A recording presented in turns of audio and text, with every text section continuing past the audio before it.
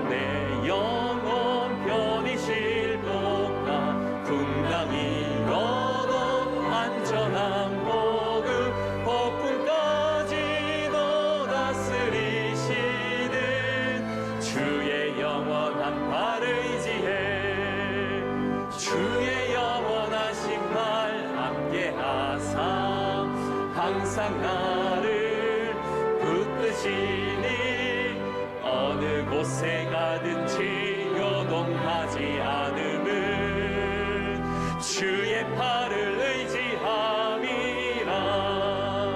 세상 친구들 나를 버려도 예수 늘 함께 동행함으로 주의 은혜가 충만하리니 주의 영원한 팔을 의지해 주의 영원하신 팔 함께하사 항상 나를 붙드시니 어느 곳에 가든지 요동하지 않음은 주의 팔을 의지함이라.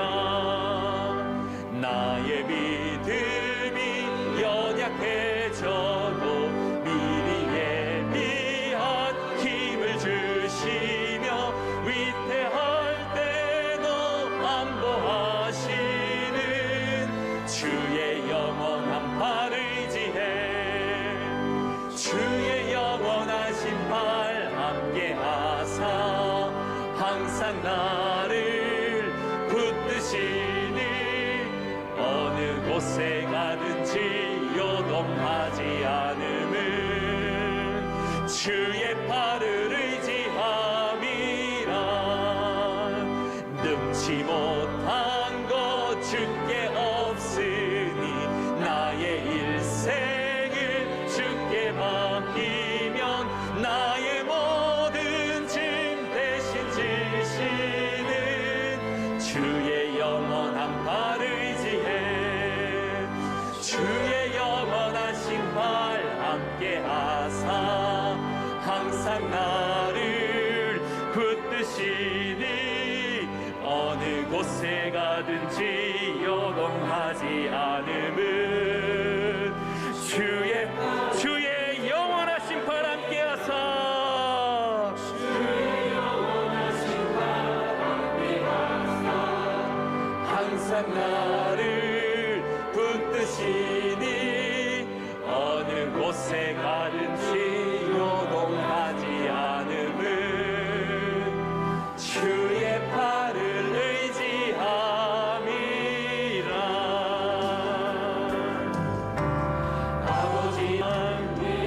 아버지 사랑한 그 사랑 영원한 그 사랑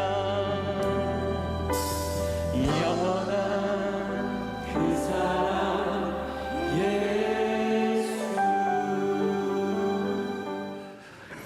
자, 오늘은 예수님의 포도원 비유를 우리가 살펴보려고 합니다. 포도원 비유. 포도원 주인이 포도원을 다 가꾸고 다 만들어서 농부에게 이렇게 위탁을 한 거죠. 뭐 세를 줬다고 이렇게 볼 수가 있습니다. 그리고 타국으로 멀리 떠났습니다. 일종의 이제 주인과 소작인과의 관계가 설정되는 겁니다. 그래서 추수가 되면 때가 되면 주인에게 그 소출의 일부를 이제 올려드리는 이제 그런 방식입니다. 주인이 농부에게 포도원을 맡긴 것은 귀해죠.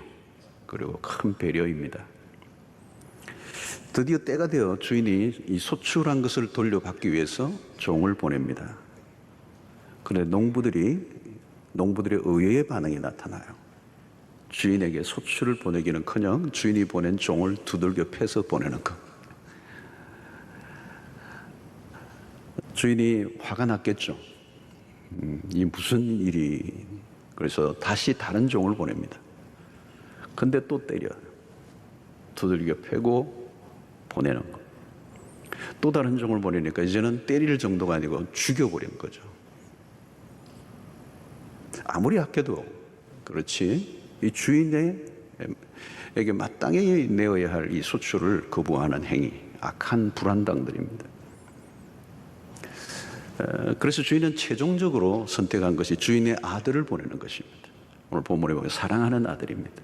아들이니까 사랑하겠죠. 사랑하는 아들을 보냈어요.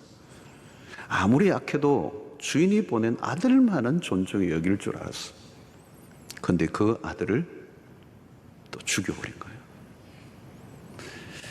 자, 오늘 비유의 핵심이 그렇게 어렵지 않습니다. 포도원의 주인은 누구일까요? 하나님. 포도원은 누구를 가리킬까요? 이스라엘을 가리킵니다. 물론 더 학대되면 모든 사람들이겠지만 농부는 누구일까요? 농부는 종교 지도자들이라고 볼 수 있습니다. 보낸 종들은 누구를 의미할까요? 선지자들이라고 할 수 있죠. 그리고 마지막 보낸 주인의 사랑하는 아들은 누구이겠습니까? 퀴즈인데 아주 쉽죠, 여러분. 예수 그리스도예요. 자, 이 비유는 모호하지 않고 아주 선명합니다. 자, 당시 유대 종교 지도자들이 이 비유를 듣고 있는 거죠. 그리고 들으면서 반응을 빨리 했습니다. 12절의 말씀. 그들이 예수의 이 비유가 자기들을 가리켜 말씀하신 줄 알고 잡고자 하되 무리를 두려워하여 예수를 두고 가니라. 여러분, 종들을 때리고 죽이고 주인의 아들까지 죽인 자가 누구인가를 금방 알 수 있어요. 자, 오늘 이 비유에서 핵심적인 것 가운데 하나가 주인이 종들을 계속 보내는 작업입니다. 자, 이것은 구약에서 하나님이 선지자들을 계속 보내심을 의미하고 있습니다. 보내신 목적은, 선지자를 보내신 목적은 하나님의 뜻을 전달하기 위해서, 하늘의 계시를 땅에 전달하는 이 통로가 바로 선지자들의 역할이었습니다. 이스라엘을 향한 하나님의 마음을 선지자들을 통해서 드러내셨던 거죠. 선지자들의 메시지 속에는 징계 그리고 심판의 메시지들이 많았어요. 그러나 그 심판과 징계로 끝나는 것이 아니고 그 안에는 하나님의 사랑과 하나님의 관심이 포함되어 있습니다. 참 선지자들은 역사 속에 늘 배척을 받아왔습니다. 이 종들처럼 두들겨 패는, 맞아, 그 종들처럼. 참 선지자는 누구입니까? 하나님의 뜻을 받은 그대로 백성들에게 전달하는, 딜리버리를 하는 사람입니다. 자기의 소리가 아니라 하늘의 소리를 전하는 일이 사명입니다. 선지자들은 백성들이 영적 무지를 깨닫게 하고 그들의 위치를 알려주는 일을 선지자들이 했어요. 백성들이 죄를 질타하기도 했지만 백성들에게 위로와 소망을 주기도 했습니다. 대개 선지자들은 위기의 시대에 활동을 했어요. 위기의 시대는 어쩔 수 없이 경고의 메시지가 많았어요. 다가올 심판을 예언하고 미래에 닥쳐올 일들을 선포한 것입니다. 당연히 경고나 심판의 메시지는 백성들이 듣고 싶어하는 메시지가 아니에요. 여러분, 어느 시대나 거짓 선지자들이 많았습니다. 그들은 하나님보다 백성들의 눈치를 더 많이 보았습니다. 백성들의 가려운 길을 긁어주는 일에 능숙했습니다. 그래서 결코 평안하지 않은데 거짓 평안을 빌어주며 백성들의 마음을 다독여주는, 그러나 사실은 백성들을 속인 것입니다. 회개를 촉구해야 할 때도 문제가 없다고 백성들을 달랬습니다. 여러분, 참 선지자들은 그렇게 할 수가 없어요. 백성들에게 가감없이 하나님의 말씀을 전달하는 역할을 하는 거죠.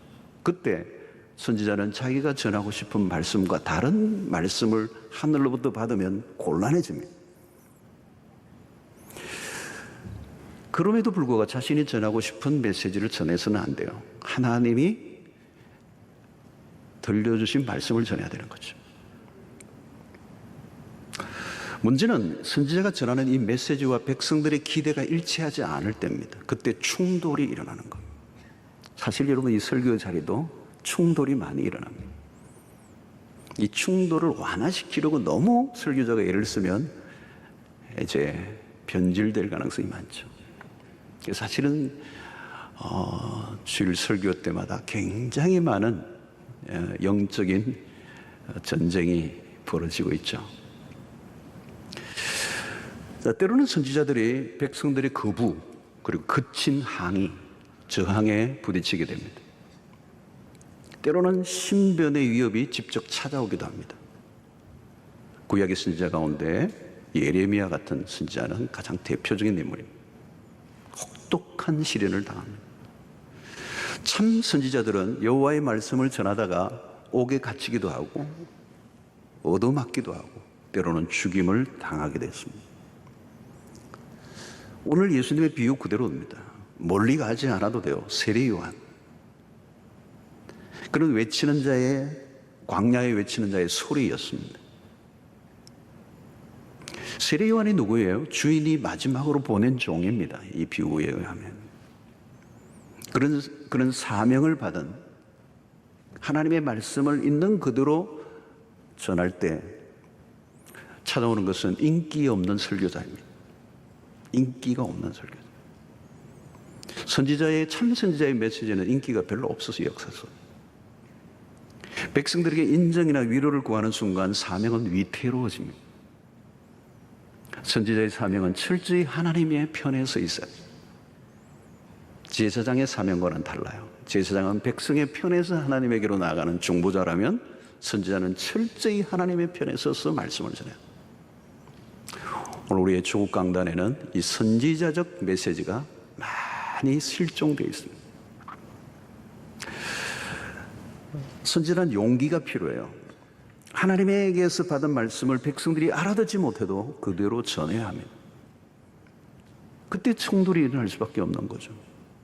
그래서 강력한 저항을 받으면 결국은 세례 요한과 같이 목이 잘려 젊은 날 죽고 말죠. 성도 여러분, 교회사는 순교의 역사입니다. 순교, 피 위에 교회가 세워졌어요. 피가 없었으면 교회는 세워질 수 없습니다. 사라졌습니다. 그 피는 무엇입니까, 여러분? 하나님의 말씀을 있는 그대로 선포하다가 죽은 사람들. 역사 속에. 시대의 저항에도 타협하지 않고 전하다가 죽어간 말씀의 종들이 한둘이 아니기 때문에 그들은 외로웠고 철저히 고립되어 있었고 철저히 시대 속의 오해를 받았어요. 그럼에도 하나님은 그들의 종들을 보내시고 끊임없이 말씀을 보내셔요. 오늘 우리가 이렇게 말씀을 자유롭게 듣고 있다는 것은 놀라운 축복. 놀라운 축복. 지금 하나님의 말씀이 여러분들의 귀에 들려지고 있습니까? 그냥 귀에 들려는 게 아니라 우리의 내 심령에 깊이 들려지고 있다면 하나님의 은혜가 임했다는 것입니다. 하나님은 때로는 설득하시기도 하고 때로는 권면하시기도 하고 때로는 명령하시기도 하고 때로는 경고하시기도 합니다. 반역하며 도발적으로 나와도 주인은 분노하고 그들을 응징하지 않습니다. 그래도 종을 또 보내십니다. 때려 보냈는데도 종을 또 보냈어요. 말씀에 대한 반응을 하지 않아도 또 보내셔요. 말씀을 계속 보내시는 것. 여러분, 우리는 가끔 느끼는 것 중에 하나님은 악한 자에 대해서 너무 관대하신 것 아닌가? 아니, 소출을 주인이 원했는데 그 종들을 때려보내고 죽여보내면 그건 죽여야지. 그대로 두십니까? 이렇게 저렇게 악한 인간, 거의 끝난 얘기인데 왜 저렇게 질질 꺼십니까? 왜 심판하지 않습니까? 그런데 오늘 이 본문을 보면 악에 대해서 그렇게 즉각적으로 심판하지 않았어요. 하나님은 오래 참으시는 분이에요. 하나님의 인내가 아니면 여기 살아남을 자가 한 사람도 없어요. 하나님의 인내. 그러나 여러분, 이 하나님의 인내를 오해하거나 악용해서는 안 돼요. 인내라는 말 안에는 끝이 있다는 의미입니다. 끝은 오게 되어 있습니다. 자, 오늘 이 비유의 절정은 무엇인가 하면 주인이 마지막으로 보낸 아들입니다. 악한 자들이 그 아들마저 죽이고 말았어요. 이 아들의 죽음은 비유의 클라이막스입니다. 자, 이 아들을 죽이는 과정을 보면 우발적이지 않아요. 의도적입니다. 죽인 의도가 아주 악해요. 7절 8절에 보면 그 농부들이 서로 말하되 이는 상속자니 자 죽이자. 그러면 그 유산이 우리 것이 되리라 하고 이에 잡아 죽여 포도원 밖에 내던졌느니라. 최악입니다. 그들은 종이든 아들이든 가리지 않았습니다. 그래도 아들만은 죽이지 않을 줄 알았어요. 그런데 주인의 아들마저 무참하게 죽었습니다. 여기서 우리는 십자가를 만나게 되죠. 십자가가 무엇입니까? 하나님의 선의, 하나님의 호의를 인간의 반역으로 반응하고 무참하게 하나님을 거절하신 사건. 하나님의 사랑이 단호하게 거부를 당했습니다. 아들을 죽였다는 것은 무엇을 의미합니까? 그동안 종들을 죽이고 죽였어요. 그것은 용서할 수 있습니다. 그러나 아들을 죽인 것은 다른 의미예요. 아들을 죽였다는 것은 아들의 아버지를 죽인 것과 같아요. 갈 때까지 간 것입니다. 그건 끝이에요. 끝. 다른 것은 다 거부해도 괜찮습니다. 모든 것에 저항과 반역도 좋아요. 별 악한 짓을 다 해도 괜찮아요. 그런데 양보할 수 없는 선이 하나 있어요. 하나님의 편에서 물러설 수 없는 지점입니다. 왜? 그 아들을 보낸 것은 최후의 통첩이기 때문에 그렇습니다. 아버지가 보여줄 수 있는 최상의 것이기 때문에 그렇습니다. 그래서 마지막 기회예요. 이 기회를 놓치면 더 이상 갈 데가 없어요. 주인이 할 수 있는 것이 없어요. 제발 이것만은 거부하지 말아다오. 다른 건 다 괜찮아. 지금까지 어떻게 살아왔던 상관없어. 하나님에 대해서 어떻게 대했던 상관이 없어. 무슨 악한 짓을 해도 용서받을 수 있어. 그런데 아들을만은 거부하지 마라. 여러분, 이 비유는 이스라엘과 당시 종교 지도자들에 대한 고발장이 아닙니다. 악한 자들의 행적을 폭로하는 글도 아닙니다. 이 안에는 복음이 있어요. 아들을 보내신 하늘 아버지의 마음이 들어 있습니다. 하나님은 기회를 주시고 또 주시는 분이십니다. 여러분, 이 오늘 비유에서 포도원 주인의 숨겨진 감정을 읽어야 돼요. 종들이 맞고 때로는 죽이는 일들에 대한 주인의 마음은 드러나 있지 않아요. 상당한 인내를 참고 기다리고 있는. 처음 농부들이 종들을 때리고 보냈을 때 사실 그냥 두고 볼 수 없는 일입니다. 그러나 인내하고 또 다른 종을 보여요. 그리고 또 때리고 보냈어요. 또 때리면 또 다른 종을 보내요. 여기 이 이야기 안에서 우리가 놓치지 말아야 하는 것은 하나님의 마음이에요. 하나님의 감정은 철저히 억제되어 있습니다. 주인은 당장 달려가 그들의 죄에 대한 혹독한 보응을 하지 않습니다. 하나님은 너무 많은 기회를 주시는 분이십니다. 성경 안에서 만나는 하나님은 자비로우시고 인내가 한이 없으신 분. 노아 홍수를 보면서도 마찬가지. 120년 동안 노하기를 더디하시는 하나님. 하나님은 언제나 기다리시는 분이십니다. 그런데 여러분, 그 인내의 끝이 있다는 거예요. 기회의 문이 닫히는 날이 오는 겁니다. 인내의 끝은 심판입니다. 사랑하는 아들을 보내신 아버지는 최선을 다했습니다. 하나님은 구원을 위해 하실 수 있는 최상을 보여주신 겁니다. 구원을 위해 사랑하는 독생자까지 아끼지 않고 내어놓으셨습니다. 최고의 선물입니다. 하나님의 최선이에요. 그런데 그 하나님의 최선, 하나님이 할 수 있는 모든 것을 쏟아붓는데 거기에 대한 인간의 반응이 뭐예요? 그 아들을 죽여버린 것입니다. 그들은 아들만 죽이면 끝나는 줄 알았어요. 아니에요. 최후의 기회를 놓치고 말았습니다. 가끔 여러분 사회생활을 하면서 다양한 어떤 세상에서 오는 기회들이 오죠. 그리고 그 기회를 놓치면 우리는 매우 안타까워합니다. 절호의 기회인데. 여러분, 그러나 세상에서 우리가 어떤 기회를 놓쳐도 너무 안타까워하지 마세요. 또 기회가 와요. 어쩌면 이번에 놓친 것 때문에 더 좋은 기회도 올 수 있어요. 아니, 안 와도 그 놓친 기회가 내 인생을, 내 운명을 바꾸는 건 아니에요. 여러분, 하나님이 주시는 오늘 이 기회는 다른 것이에요. 세상에서는 마지막에도 마지막이 아닐 수 있어요. 그러나 하나님이 주신 이 파이널, 한 번의 거절이 돌이킬 수 없는 선택이 될 수 있다. 다른 기회를 다 놓쳐도 지나고 나면 별것 아닐 때가 많아요. 이번에 청약 놓쳐도 또 오를 수 있어요.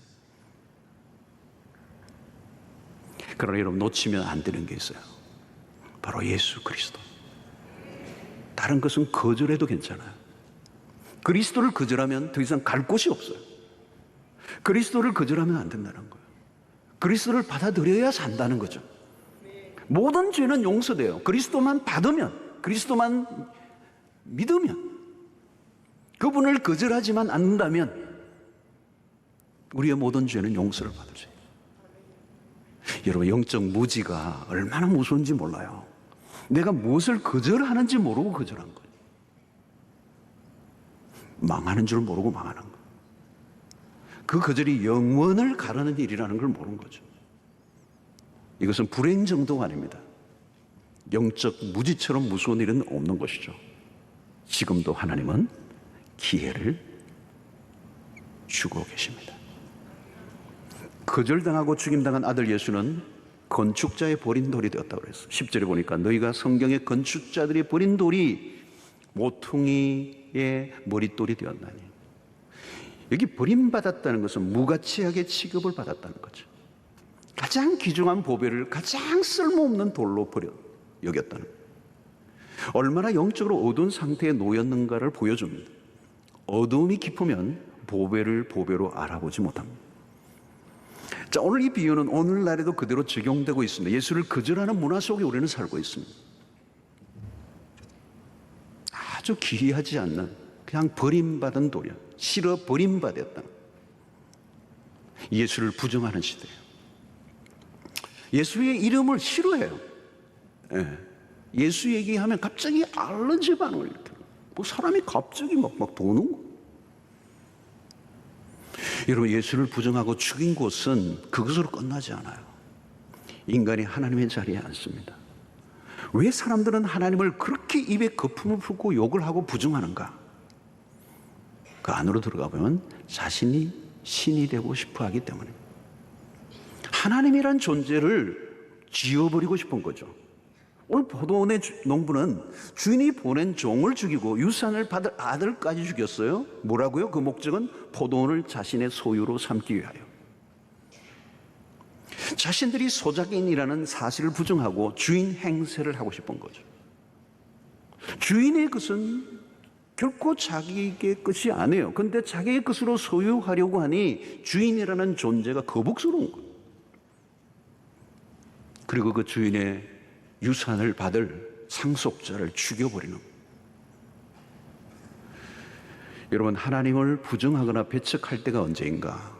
내 마음대로 살고 싶을 때. 내가 하고자 하는 일에 하나님이 방해가 될 때 그 존재는 부정되는 거죠. 지금도 신을 배척하는 시대, 이 탈종교화의 시대, 신의 자리에 인간이 앉아 있습니다. 모든 주도권을 인간이 쥐려고 하는 것입니다. 인간은 지금도 바벨탑을 쌓아 올리고 있습니다. 하늘까지 닿고자 합니다. 하나님에 대한 도전이에요. 하나님에 대한 의존으로부터 벗어나려고 하는 시도입니다. 가만히 보십시오. 하나님에 대한 저항 문화. 그러나 그 안에는 그 모든 인간의 시도는 무모하게 끝나고 맙니다. 바벨탑을 쌓다가 인간은 스스로 혼란 속에 빠져들죠. 왜냐하면 하나님이 용납하지 않으시기 때문에. 하나님을 부정할수록 인간은 또 혼란 속에 빠져들어갑니다. 건축자들이 버린 돌이 모퉁이의 머릿돌이 되었다. 건축자는 누구입니까? 그 당시의 종교 지도자들이에요. 머릿돌이 무엇입니까? 건물을 결정하는 돌입니다. 건축자들이 받은 예수는 모든 이름 위에 뛰어난 이름이 되셨어요. 그리스도는 새로운 성전을 위한 요긴한 돌이 되었습니다. 절대 권위자는 하나님이시죠. 하나님의 반대편에 서면 이길 수 없습니다. 그러면 끝이에요. 외통수가 되는 것이죠. 왜 인간은 하나님의 이 호의를 거절할까? 잘못된 세팅 때문에, 하나님의 목적을 이해하지 못하기 때문에, 자신의 목적에 빠져 있을 때 하나님의 제안을 거부하게 됩니다. 죄의 모습이 무엇입니까? 그 죄의 모습을 아주 사실적으로 표현한 구절이 이사야 53장 6절의 말씀. 우리는 다 양 같아서 그릇 행하여, 그 그릇 행한다는 게 구체적으로 무엇인가? 그 다음에 각기 제 길로 가끈을 이라는 거. 이게 사사기의 핵심입니다. 자기 소견에 옳은 대로 행하였더라. 사사시기 시대는 왕이 없었다는 거예요. 모두가 왕이었던 거죠. 죄인은 언제나 그릇된 길을 갑니다. 이유는 무엇일까요? 자기의 길을 고집하기 때문에. 죄는 고집의 형태를 띱니다. 노아의 때를 보십시오. 모두 열심히 살아요. 별일 없어 보여요. 무엇이 문제입니까? 자신들의 삶이 이미 풀 세팅되어 있는 것. 거기에는 하나님을 받아들일 여지가 없습니다. 모두가 my way, 나는 나의 길을 가련다. 탕자 문명의 속성이에요. 하나님을 떠난 순간 인간의 삶은 혼란 속에 빠집니다. 뿌리가 잘려나간 꽃의 운명과 같아요. 현대 문명이 얼마나 화려하고 거대합니까? 그러나 안으로 들여다보면 위기 중의 위기입니다. 내가 내 길을 열심히 걸어가는 것, 그게 여러분 죄입니다. 어떤 사람은 내가 예수를 거절하지 않았다고 말합니다. 맞아요. 나는 내 길을 걸어갔을 뿐이에요. 열심히 사는 게 무슨 죄인가? 죄입니다, 여러분. 하나님 없이 열심히 사는 게 죄 중에 죄입니다. 그들에게는 하나님이 전혀 필요하지 않아요. 종교 지도자들도 그들은 열심히 자신들의 의무를 다했어요. 자신들의 역할에 충실했던 거죠. 그러나 그들은 하나님을 열심히 거절하고 있다는 것을 몰랐습니다. 그들은 자신들의 권위로 최고의 권위에 대해서 반역을 일삼으며 살았습니다. 하나님이 제시하신 것을 거부하는 것, 하나님이 제시하신 최상을 거부한 죄, 예수를 거부한 죄, 복음을 거부한 게 죄예요. 하나님의 사랑을 거절하는 것이 죄 중에 죄입니다. 가장 큰 죄는 하나님이 보내신 예수 그리스도를 거부하는 것. 예수 그리스도는 마지막 기회이죠. 구원의 다른 길이 없기 때문에. 사랑하는 성도 여러분, 지금은 은혜의 때입니다. 기회가 주어져 있어요. 여러분, 말씀이 내 귀에 들려지고 있다면 은혜. 하나님이 우리가 어떻게 다가오시는 겁니까? 하나님이 우리에게 다가오시는 것은 말씀으로 다가오세요. 그러니까 말씀이 들려지고 있고 말씀이 내가 받고 있다면 하나님이 지금 은혜의 때라는 거예요. 자, 고린도후서 6장 2절을 보시면 이르시되 내가 은혜 베풀 때에 너에게 듣고 구원의 날에 너를 도왔다 하셨으니 보라, 지금은 은혜 받을 만한 때요. 보라, 지금은 구원의 날이로다. 여러분, 여기서 무슨 단어가 있어요? 지금, 보라, 지금은, 지금. 여러분, 이 지금이라는 이 말 안에는 뭐가 있어요? 언젠가 끝이 난다는 거예요. 지금이 계속되지 않는다는 거예요. 지금, right now. 그러므로 이 지금이라는 시간은 귀해. 하나님의 은혜가 작동되고 있는데, 그러나 곧 하나님의 호의가 끝이 나는 시간이 올 것이다 라고는 의미. 그래서 구원의 시간이 지금 진행되고 있지만 곧 심판의 날이 도래할 것이다. 이 시간은 하나님 안에 있고 이 시간은 하나님에 의해서 카운트다운이 되고 있고 이미 시작이 되었고 그 시간을 완료하실 하나님이시기 때문에 지금이라는 이 단어 안에는 긴박감이 있는 거예요. 그래서 바울은 오늘 보라 지금은 이것을 이 구절 안에 두 번 반복, Behold, 아주 집중하라는 거죠. 이런 바울이 지금 습관적으로 하는 말이 아닙니다. 괜히 심리적으로 압박을 하기 위한 목적으로 이런 단어를 쓰고 있는 게 아니에요. 바울이 알고 있는, 바울이 지금 느끼고 있는 긴박감이. 사랑하는 성도 여러분, 우리는 이 비유에서 하나님의 마음을 읽어야 합니다.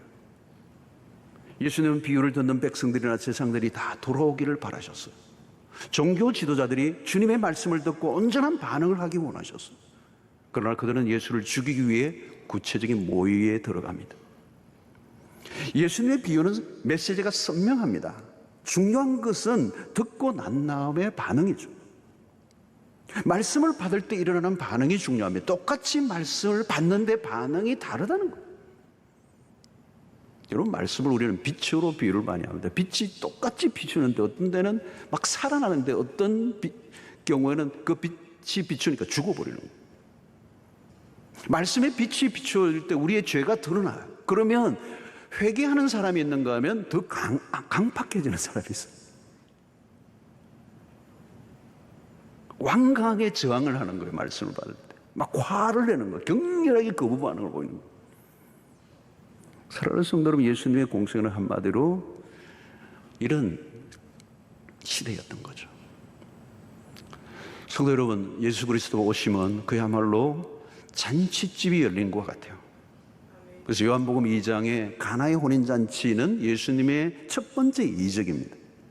그 첫 번째 이적이 잔치집에서 벌어졌다는 사실은 굉장히 상징적인 의미가 있어요. 이미 유대 종교는 파장이에요, 파장. 잔치집이 다 끝이 나버려요. 포도주가 떨어져서 이제는 더 이상 기쁨도 없고 아무것도 없고 의무적 수행만 있는 힘없는 낡아버린 생명력 없는 유대 종교. 그 끝판에 예수 그리스도가 오시는 거예요. 그리고 예수 그리스도가 오시자 이제 잔치집이 열린 거예요. 생명의 축제가 열린 거예요. Anybody, 누구든지 나오기만 하면 기쁨을 회복하고 구원을 경험하고 살맛이 나고 변화가 일어나고 생명을 얻는 역사가 일어납니다. 그래서 그리스도를 우리는 그리스도의 신부됨을 비유하고 그리스도는 우리의 신랑 되신다. 이러면 찬송가에도 그거 있잖아요. 신랑 되신 예수께서. 결혼 안 한 자매들이 부르기 힘들어하는 곡인데 신랑이시다는 거예요. 그건 뭐예요? 잔치가 열렸다는 겁니다. 그리고 누구든지 초대되었다. 잔치에 응하기만 하면 된다. 다른 조건은 없다. 복잡하지도 않다. 그리스도의 콜을 받아들이기만 하면 된다. 이게 복음이에요. 그리스도는 말씀으로 오셨습니다. 그리스도 오시기 전에는 말씀의 기근이었습니다. 여러분, 신약과 구약의 사이에 400년이라는 이 침묵기가 있어요. 말씀이 이스라엘에 끊겨버리는 거예요. 이스라엘 역사 속에 암흑기예요. 그러나 그 기근을 끝내고 그리스도가 오신 거죠. 그분은 누구이십니까? 말씀이신 분이세요. 그게 요한복음 1장에서 말하고 있는 말씀이 육신이 되어 우리 가운데 거하신 분이세요.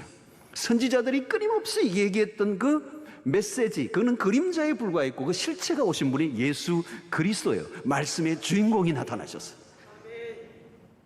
실체가 나타나셔서 그동안은 희미했어요. 그러나 이제는 선명해요. 이보다 더 확실한 실체는 없어요. 이제 누구든지 그리스도에게로 나오기만 하면 사는 길이 열린다는 거예요. 문은 활짝 열렸어요. 모두가 그를 환영하며 주 앞으로 나아갈 것 같았습니다. 그런데 안타깝게도 그 땅의 백성들이 그를 거부하는 거예요. 그리고 그 아들을 죽여버렸습니다. 오늘 이것은 역사에 반복되는 모습이기도 합니다. 사람들은 자기의 길을 걸어가려고 합니다. 그 길은 마침내 심판 앞에 서게 되죠. 여러분들은 지금 어떻습니까? 말씀 앞에 나는 어떤 반응을 보이며 살아가고 있는가? 사랑하는 성도 여러분, 그 말씀 앞에 나는 어떻게 반응하는가? 그 말씀을 받아들여도 되고 안 받아들여도 되는 말씀이 아니에요. 복음은 절대적인 것이기 때문에. 사랑하는 성도 여러분, 이 말씀이 말씀 그대로 받아들이기만 하면 놀라운 역사, 이 말씀의 위력이 있다는 거예요. 말씀의 씨가 떨어질 때 옥토에 떨어지면 어떻다고 그랬어요, 여러분? 30배, 60배, 100배의 결실을 거둔다.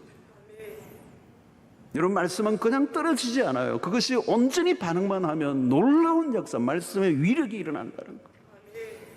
요한복음 15장 7절을 보십시오. 여러분, 너희가 내 안에 거하고 내 말이 너희 안에 거하면 무엇이든지 원하는 대로 구하라. 그리하면 이루리라. 말씀이 흡수되고 받아들여지지 않으면 꺾여진 가지예요. 무슨 아무 일도 일어나지 않아요. 말씀에 대한 반응이 우리의 삶의 현재요 미래, 말씀을 잘 받고 있는가? 그러면 복된 삶이에요. 혹시 여러분 말씀이 귀에 잘 들어오지 않습니까? 그럼 틀림없이 내 안에 교만이 있는 거예요. 자아가 강한 것입니다. 말씀을 거부하는 것이죠. 내 인생 내가 살겠다는 것이죠. 사랑하는 성도 여러분, 하나님의 말씀이 나를 살리려고 주신 것이지 나를 죽이려고 주신 게 아니에요. 무슨 말씀이든지 내 귀에 들려지고 있다면 하나님이 나를 사랑하시고 나에게 기회를 주시고 있는 것입니다. 여러분, 돈줄이 끊기면 죽는 게 아니에요. 일시적인 실패는 될 수 있지만 망하는 건 아닙니다. 여러분, 불행하다는 것과 망한다는 것은 다른 얘기예요. 망하는 것은요, 그냥 끝이에요. 우리는 때로는 인생이 불행할 수는 있어요. 그러나 끝은 아니에요. 하나님의 손 안에 있다면. 말씀이 끊기면 망한 것입니다. 불행한 게 아니에요. 길이 없어요. 계속 어둠 속에 그럴 수밖에 없어요. 사람들은 자신의 삶이 힘들어지면 발부둥을 치며 빠져나오려고 합니다. 그러나 더 미궁에 빠지죠. 우리의 발부둥으로 되는 것이 아니라 하나님의 빛이 그 인생 가운데 비춰져야 말씀이 나를 건져주는 거죠. 세상에는 많은 길들이 있다고 속입니다. 아닙니다. 말씀은 하나예요. 진리는 하나예요. 요한복음 14장 6절에 예수께서 이르시되 내가 곧 길이요 진리요 생명이니 나로 말미암지 않고는 아버지께로 올 자가 없느니라. 내가 곧 그 길이요 그 진리요 그 생명이니. 여러분, 이게 근원이죠. 근원. 영이 흐려지면 근원은 놓치고 현상적인 것만 붙잡습니다. 그러면 삶은 혼란에 빠지고 맙니다. 여러분, 말씀이 늘 들려지는 게 아닙니다. 말씀이 끊기는 순간 어둠 속으로 빠져들어갑니다. 우리는 지금 마지막 때를 살고 있고 거대한 영적 전쟁이 벌어지고 있고요. 지금 마지막 추수기를 살고 있습니다. 아마도 예수님의 재림 그날이 오기 전에 우리는 마지막 대추수기가 있다고 그러죠. 오늘 시대일지도 몰라요. 아직은 하나님이 우리에게 기회를 주시고 있습니다. 말씀이 완전히 끊긴 것은 아닙니다. 감사하게도 한국 강단에서도 말씀이 완전히 끊긴 것은 아닙니다. 하나님의 말씀이 전해지고 있습니다. 말씀을 말씀대로 전하는 사명을 받은 종들이 있습니다. 어둠은 시작되지만 완전히 어두워진 것은 아니에요. 아직 구원의 문이 열려 있어요. 누구든지 믿음으로 반응하기만 돼. 언젠가는 이런 기회가 끝이 날 거예요. 완전히 어둠 속에 휩싸여버리는 날이에요. 더 이상 말씀이 들려지지 않는 날이 올 겁니다. 기회를 받아들이지 않으면 기회는 다른 사람에게로 넘어갑니다. 사랑하는 성도 여러분, 우리에게 주어진 시간에 영적으로 깨어있어야 합니다. 시간은 빠르게 걸습니다. 그래서 고린도후서 6장 1절의 말씀, 우리가 하나님과 함께 일어나는 자로서 너희를 권하노니 하나님의 은혜를 헛되이 받지 말라. 보라 지금은 은혜 받을 만한 때요, 보라 지금은 구원의 날이로다 라고 했던 고린도후서 6장 2절 바로 앞절의 말씀이에요. 하나님의 은혜를 헛되이 받지 말라. 지금, right now, 지금, 나중은 없다. 지금 주어진 때가 은혜의 날이라는 사실을 잊지 말고 이 시간을 헛되이 보내지 말라. 어떻게 해야 되죠, 여러분? 그러면 여러분, 이미 우리는 구원받고 하나님의 이 부르심 앞에 반응하고 말씀을 따라 살아가는 사람이라면, 우리는 이미 기회를 잡은 자라면 이 기회를 얻지 못한 자들에게 이 기회를 가지도록 우리는 도와야 돼요. 특별히 우리의 자녀들에게 부지런히 말씀을 흘려보내는 거죠. 여러분, 기회가 있을 때요, 아이들 금방 자라요. 우리 애기 엄마들 이렇게 좀 빨리 자라라 그러는데 빨리 자라요. 금방 자라버려요. 금방 머리가 커요. 조금만 머리가 더 커도요, 부모 말 안 들어요. 말씀을 들려주고 싶어도 안 받아요. 세상의 영향을 받아버리면요, 힘들어요. 강권적인 역사가 아니면요, 부모가 무슨 말을 해도 안 받아요. 게임 끝이에요, 여러분. 사춘기 이전에요. 어릴 때가 기회입니다. 성령이 여러분들 가운데 음성을 들려주시기 바랍니다. 크신 분들 난 모르겠어요. 그래도 주께서 은혜를 베푸시면 60이라도 돌아오십니다. 그러나 쉽지 않아요. 전도해 보세요. 어떤 분은요, 절대 안 믿어요. 우리가 할 수 있을 때 최선을 다해야 돼요. 때가 지나면 기회는 사라집니다. 사랑하는 성도는 교회를 다니고는 있지만 아직도 예수에 대해서 마음 문이 열리지 않은 분이 혹시 있습니까? 뭐 교회에 대해서 욕하거나 뭐 목사에 대해서 욕하거나 막 뭐든지 하세요. 괜찮아요. 그러나 예수에 대한 거부감, 예수를 부정하지는 말아주세요. 예수는 하나님의 우리를 향한 최고의 사랑이에요. 그분의 우리를 향한 기회를, 그 아들마저 우리는 거부한다면 길이 없어요. 하나님하고 싸우면 우린 못 이겨요. 그분의 유일한 우리를 향한 기회에 그것을 우리가 선택하는 것을 포기한다면 길이 없어요. 이미 예수를 받아들이고 믿음 안에 사는 분들이라면 이제 할 건 뭐예요? 복음을 전하는 거예요. 받아들이든 받아들이지 않든 상관없어요. 전하는 겁니다. 반응까지 내가 어떻게 할 수 없어요. 그러나 기회는 주어야 돼요. 예수 그리스도는 유일한 구원의 소망이 되신다고. 여러분, 예수를 전하면 외로울 수가 있습니다. 여러분, 이 종들이 하나님의 선지자들을 보낼 때 선지자들은 외로웠어요. 안 외우려고 하면 선지자 하면 안 돼요. 여러분, 우리 시대 속에 하나님의 뜻을 세상 속에 전달하려고 하면 우리는 외로워야 돼요. 여러분, 예수 입도 뻥끗 안 하면 그냥 적당하게 같이 어울려 살 수 있습니다. 그러나 예수를 전하는 순간 우리가 외로울 수 있어요. 그러나 전해야 그들이 믿을 수 있는 기회를 얻는 거예요. 그 기회는 주어야 돼요. 오늘 우리의 입술을 통하여 그 사명을 감당하기를 원하십니다.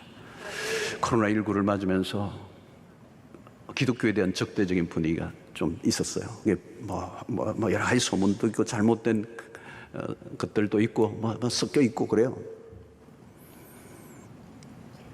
직장에서도 교회 가나 때로는 압력을 행하기도 하고, 때로는 우리는 주눅이 들 때가 있어요. 그러나 여러분, 내가 입을 열지 않으면 하나님의 이 구원의 뜻을 세상은 알 수가 없어요. 외롭기로, 때로는 손해보기로, 때로는 무시당해도 예수 그리스도는 유일한 구원자이시기 때문에, 사랑하는 성도 여러분, 이것이 믿는 자의 소명이에요. 후회하지 않기를 바랍니다. 지금도 마찬가지요. 예수 외에는 답이 없어요. 우리는 알고 있습니다. 하나님 없는 인생이 얼마나 공허한가. 그래서 우리는 주님 앞에 왔습니다. 그분이 나를 살리십니다. 그분이 유일한 구원자라는 사실을, 그분을 통하지 않고는 하나님께로 갈 수 있는 길이 없다는 사실을 우리가 알고 있기 때문에 예수 없이 허상을 쫓았던 우리의 인생을 내려놓고, 예수 이전에는 참 생수가 없어 늘 갈급했고 늘 허덕였는데 생수 대신 그리스도를 맛본 이후 우리의 인생은 달라졌어. 이 예수, 그분보다 더 존귀하신 분은 없습니다. 그분을 믿으세요. 그분을 높여드리세요. 그리고 그분을 전하십시오. 그때 하나님께서 하나님의 일들을 행하실 줄로 믿습니다. 우리 함께 기도하는 시간을 갖겠습니다.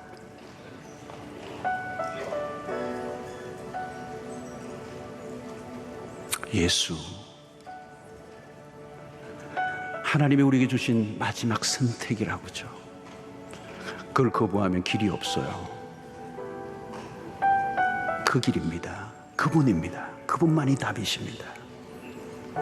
그분을 내가 믿어야 돼요. 그분을 거부하면 길이 없어요, 여러분. 그분을. 그리고 여러분, 이미 그분을 모신 분이라면 여러분 자녀에게 그 전해야 돼요. 입을 닫고 있으면 안 돼요, 여러분. 시간이 없어요. 시간이 없다고. 조금만 더 끄면 안 된다니까. 아무리 해도 안 돼요, 여러분. 나중에는 피눈물이 나요, 여러분. 구원의 문제예요, 여러분. 한순간에 뭐 다른 기회 놓친 거 다 괜찮아요. 하늘이 무너져도 괜찮아요, 여러분. 구원을 놓치면 안 되는 거예요. 영원을 결정하는 거죠. 시간이 없어요. 기회예요. 지금은 기회라고.